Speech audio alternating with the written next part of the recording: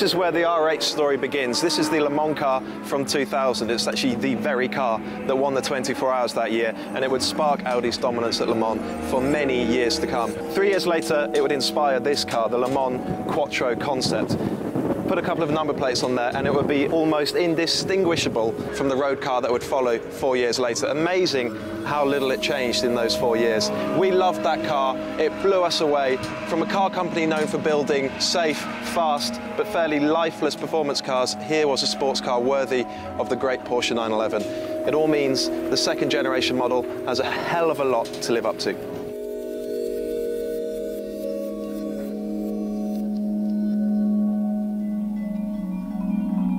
The new R8 uses an aluminium carbon fibre hybrid structure. It's lighter than the previous model, and the V10 Plus version is the first Audi to crack 200 miles per hour. The more powerful model gets a front splitter, side blades, door mirrors, rear wing and diffuser in gloss carbon. On the road, it drips with attitude. The high-quality cabin now features Audi's impressive virtual cockpit, which locates all of the infotainment functions within the instrument binnacle.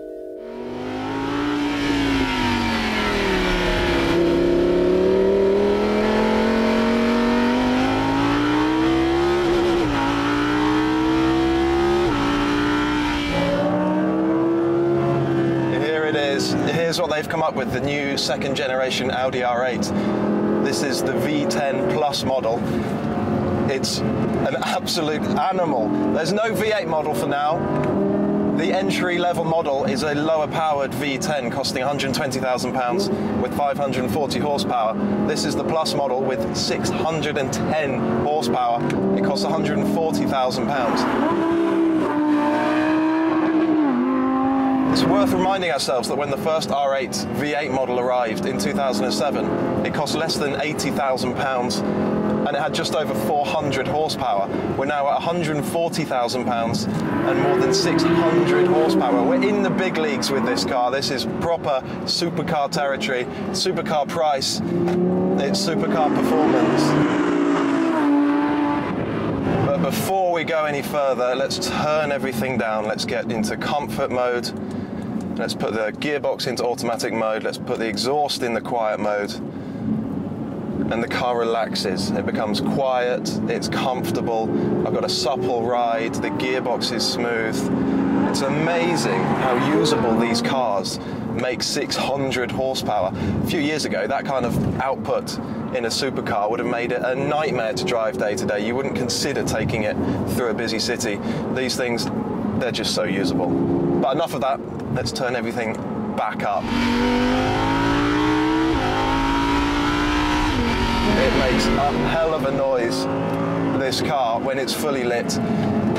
You don't necessarily get the full joy of the exhaust note in the cabin, but from outside it's this amazingly serrated, sharp-edged, barking sound. Yeah, love the way the car sounds.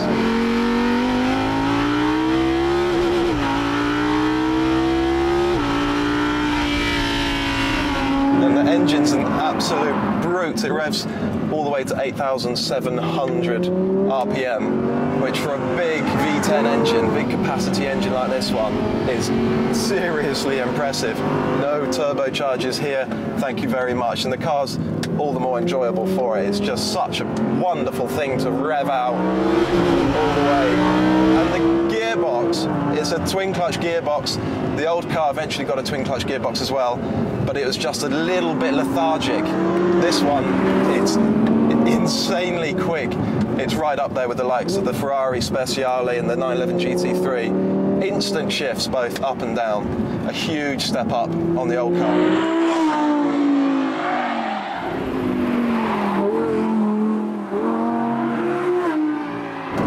Finds masses of grip. We've got the Pirelli P0 tyres on this car and the grip levels are huge. When you're on a bit of a charge, the first impression is that the car's completely locked down, that it's not going to move around, that it's not going to alter its balance in any way, and in fact that it's not that engaging. Then you push a bit harder. That's when you find this window of understeer. It's this kind of typical four-wheel drive kind of understeer. The car will just push on a little bit as you turn into a corner. You have to keep going, you have to push a bit harder. If you leave it there, you'll think that the car just understeers at the limit and that's it.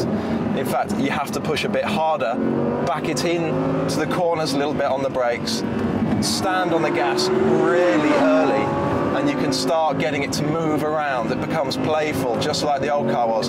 You're not going to pull off massive slides. It's not an M3. It's never going to be like that. On circuit, it will do. It will start to cut shapes a little bit more. But on the road, you just get these lovely little chassis movements, these alterations in the balance of the car. It just makes it really engaging, really good fun to drive. So the new R8 V10 Plus, a sweet road car. Enormous amounts of fun on the road. How does it perform on the racetrack? Portimao circuit is just 30 minutes away. Let's go find out.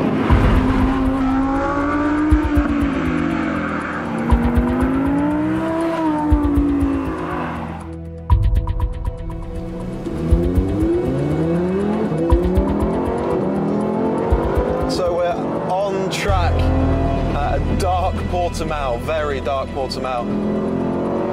Don't really have a great idea of where this circuit goes, but we'll have a think about the car. The old car on track was interesting to say the least. The key to getting a decent lap out of that old car on circuit was managing the understeer. The thing just wanted to push, so you had to drive through that understeer and you had to get it moving around, you had to get it in oversteer, otherwise it would just push on relentlessly. This car, it feels much the same. You still have to use the throttle to get the back end moving around, and it will oversteer quite nicely at corner exit actually from the apex onwards, and it makes it an enormous amount of fun. But then through these longer corners, these steady throttle corners, you've got an enormous amount of stability. The thing feels really locked down, really good grip. It feels really secure through these long sweeping corners. Yeah, it feels pretty impressive, guys. It feels like a fun, agile, exploitable, enjoyable track car. Portimao must be one of Europe's greatest circuits. In the dark, it's a hell of a challenge, I can tell you that. You can't see where it goes in the daytime, but when it's pitch black like this, I'm guessing after time, I've got to be honest. Yeah, this car moves around a lot.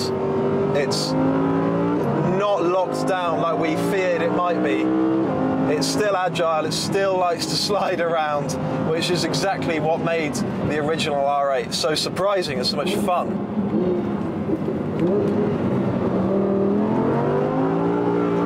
Yeah, it can distribute all the power, all the torque, all the way to the rear axle or all the way to the front axle, and it's got a locking differential in the rear axle, all of which means under power, from corner exit, it will slide quite nicely, thank you very much. Yeah, it's a hell of a lot of fun, and that engine is just astonishing. We haven't lost any of that sense of fun, that sense of enjoyment and excitement of the old car. If there's one criticism to be levelled at the new R8, it's that its chassis and four-wheel drive system are now so efficient you're pushing really hard to make it come alive on the road. On track, it's just sublime. The original R8 was a watershed moment for Audi. This second generation model proves it was no fluke. Click on the links to watch the R8's rivals in action, and remember to subscribe to the channel.